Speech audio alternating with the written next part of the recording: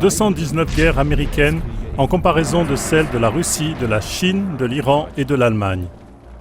Quiconque a compris le fil rouge des élections américaines et de la politique de guerre américaine sait déjà depuis le début qu'Hillary Clinton sera la première femme présidente américaine. Pourquoi cela? Parce qu'elle est prête, comme aucun autre homme sur Terre, à amener les derniers sacrifices aux dieux de guerre sanguinaires de ses ancêtres. Même si Donald Trump était élu président, ce but ne changerait plus. Car le sang de guerre est la nourriture de cette bête féroce qui a été déliée il y a 230 ans. Et celle-ci s'approche toujours avec la même tactique.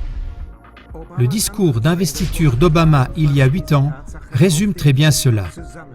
Il s'est présenté au peuple en tant que président anti-guerre. Il a dit ceci. Je vous promets la chose suivante. Si avant que je devienne président, nous n'avons pas retiré nos troupes des lieux de guerre, ce sera la première chose que je ferai. Je vais ramener nos troupes à la maison. Nous allons terminer cette guerre. Vous pouvez compter là-dessus. Mais aujourd'hui, 8 ans après, Obama entre dans l'histoire américaine comme le plus grand président de guerre. Il a fait la guerre plus longtemps que Bush et que tous les autres présidents de l'histoire des États-Unis avant lui. Et Hillary Clinton et Donald Trump utilisent comme Obama la même tactique d'approche à pas feutrés. Comme tous les autres, avant eux, ils montrent au peuple patte blanche sans sortir les griffes. Et encore une fois, toute l'Amérique jubile. Leurs fans en Europe se réjouissent et il y a une grande joie des deux côtés de l'Atlantique. Les masses médias, une fois de plus, se déchaînent également dans des chants de louanges. Et encore une fois, la même race qui s'approche en rampant promet la paix mondiale. Mais il s'agit toujours d'une race de bêtes féroces. Voyons qu'il en est ainsi en regardant ce qui s'est passé auparavant. Hillary Clinton est actuellement le plus grand et le plus sérieux danger pour la paix mondiale. Car c'était déjà Hillary Clinton qui a soutenu avec beaucoup de zèle la guerre en Irak sous George Bush Jr. Quand Hillary Clinton est devenue ministre des Affaires étrangères sous Barack Obama, elle a joué un rôle clé dans les attaques de l'OTAN contre la Libye. Hillary Clinton a déjà montré qu'elle était l'ennemi juré de l'Iran. Elle a dit en 2008 déjà « Si jamais je deviens présidente, nous attaquerons l'Iran. » Les activistes anti-guerre sans exception ne lui ont jamais pardonné ses paroles et ne les ont pas oubliées. C'est avec cette attitude hostile qu'elle se tient à un pas de la présidence. Hillary Clinton est une lobbyiste engagée pour les intérêts d'Israël et les fondations de la famille Clinton ont reçu de l'Arabie Saoudite et d'autres pays arabes des dons à hauteur de millions de dollars. Or, les puissances nucléaires que sont Israël et l'Arabie Saoudite sont aussi des ennemis jurés de l'Iran et seraient prêtes à une guerre contre l'Iran. Hillary Clinton s'est aussi déjà montrée favorable à des attaques militaires contre des pays potentiellement ennemis. Même si son adversaire Donald Trump joue son rôle parfait d'isolationniste, on n'a pas le droit d'oublier que les deux candidats de la course finale appartenaient naguère au même groupe de prédateurs, seulement avec une autre couleur de fourrure. L'astuce, c'est que les deux forment seulement les deux faces de la même pièce de monnaie. Chaque fois que de réels adversaires arrivaient accidentellement au pouvoir, comme par exemple les frères Kennedy, ils étaient liquidés sans délai. D'après les recherches du journaliste d'investigation américain et lauréat du prix Pulitzer Seymour Hersh, Hillary Clinton est responsable d'une opération secrète en 2012 dans laquelle du gaz sarin qui restait de la guerre de Libye a été infiltré en Syrie à l'aide de la CIA et a été utilisé par des terroristes déguisés en musulmans. Cette attaque avec ce gaz nocif a été imputée au régime d'Assad et devait fournir un prétexte pour une intervention militaire des USA. La liste suivante montre les guerres américaines des 230 années passées en comparaison avec les pays redoutés dans le monde entier, la Russie, l'Iran, la Chine et l'Allemagne. Tout observateur de cette comparaison doit décider lui-même laquelle de ces 5 nations a à son actif les attaques les plus dangereuses. Car on voit que les guerres américaines sont la plupart du temps des guerres d'agression. Pendant les 230 ans de leur existence, ils ont attaqué des peuples qui ne leur ont jamais fait de tort et ils les ont combattus dans pas moins de 219 guerres ou les ont terrorisés d'une autre manière. Quel que soit le parti au pouvoir, les dirigeants américains orientent leurs actions bellicistes selon le scénario des plutocrates qui sont au-dessus d'eux et pour lesquels il n'y a que leur propre but de politique d'hégémonie qui compte. Voici maintenant le tableau avec l'énumération des guerres.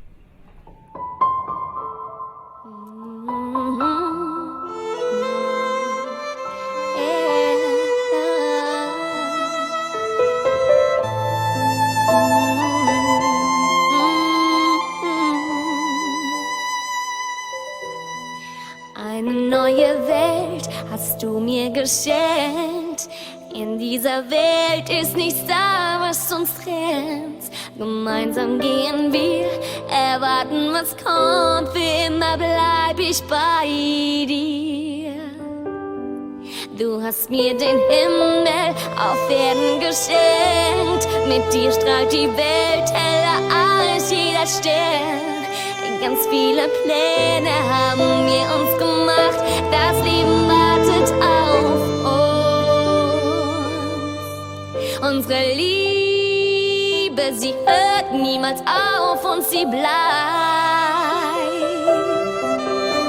Voller Friede und Liebe bauen wir in die neue Zeit. Niemand und nichts wird uns je diese Liebe nehmen. Nichts kann uns trennen, hab ich geglaubt.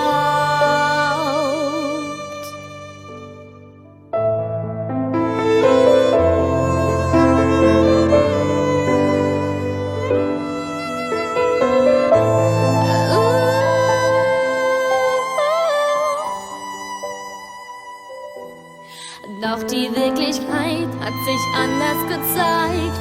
Man hat uns getrennt, gesagt nur für kurze Zeit. Dass du nie wieder kommst, hat mir niemand gesagt, dass dies für Ewigkeit ist. Wer hat es gewagt, unser Glück zu zerstören? Zu meinen, die ganze Welt wird nur euch gehören.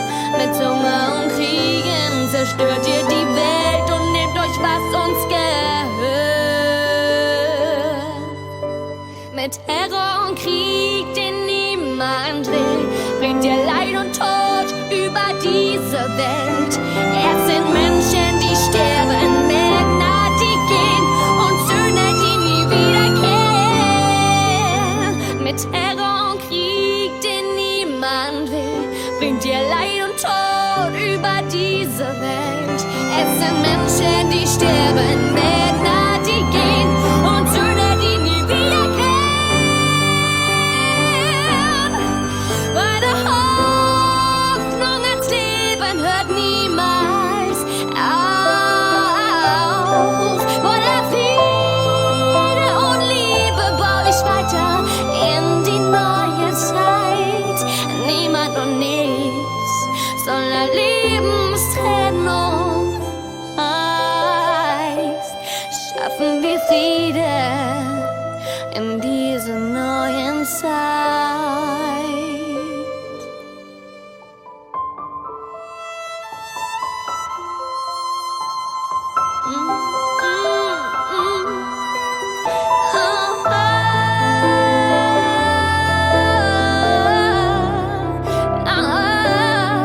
Meine Liebe zu dir hört niemals auf.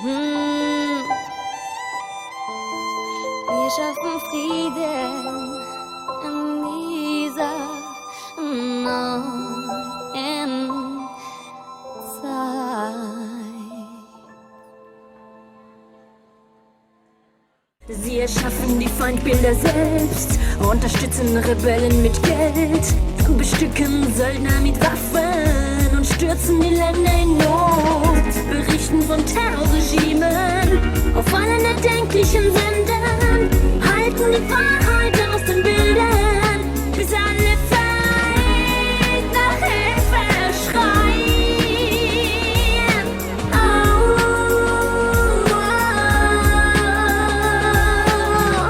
Sie bauen den Terror in den Ländern auf und treten dann als ihre Retter auf. Überall Kriege inszeniert, die Menschheit hinters Licht geführt. Das ist der große Menschenfeind, der wirkliche Angreifer, der allerorts Verwirrung und Ohnmacht geschürt, die Länder destabilisiert hat, sodass wir alle ein möglichst großes Verständnis für ihre militärischen Einsätze haben in aller Welt. Für ihre Drohnen und Chemiewaffen, ihre Minen und Panzer und ihre Zerstörungsmaschinerien. Bis alles Öl und Gold und alle Schätze endlich allein ihnen gehören.